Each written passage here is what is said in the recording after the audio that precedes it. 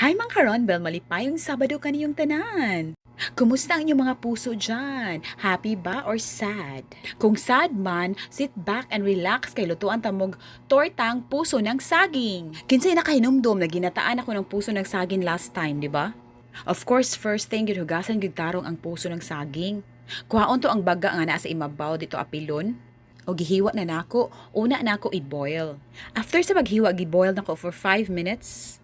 O gipino-pino na ako siya o gisagulan na nakog mga ricados para pang torta. Sama sa duha ka itlog, duha ka kutsara nga harina ug usa ka kutsara nga cornstarch. O gisagol nako ang mais nga salin gahapon katong mushroom nga sabaw. Ahos, bombay, sibuyas dahunan. Sa first part ani nga video kay nay tamatis pero wala ko giapil ang tamatis na timplana day nimo according to your taste. Gitawag din ni siya og banana bell or banana blossom.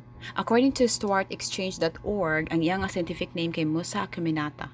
About ang health benefits, according to Healthline.com, mag-review ni Amy Richter RD, ang banana flower has been used in traditional medicine across the Americas, Asia, Oceania, India, and Africa to treat various ailments. High in fiber, kuno siya na siya minerals like potassium, calcium, magnesium, iron, and zinc. So magaon na ta, pwede raway sauce. Happy lunch, mga kinaron balgams!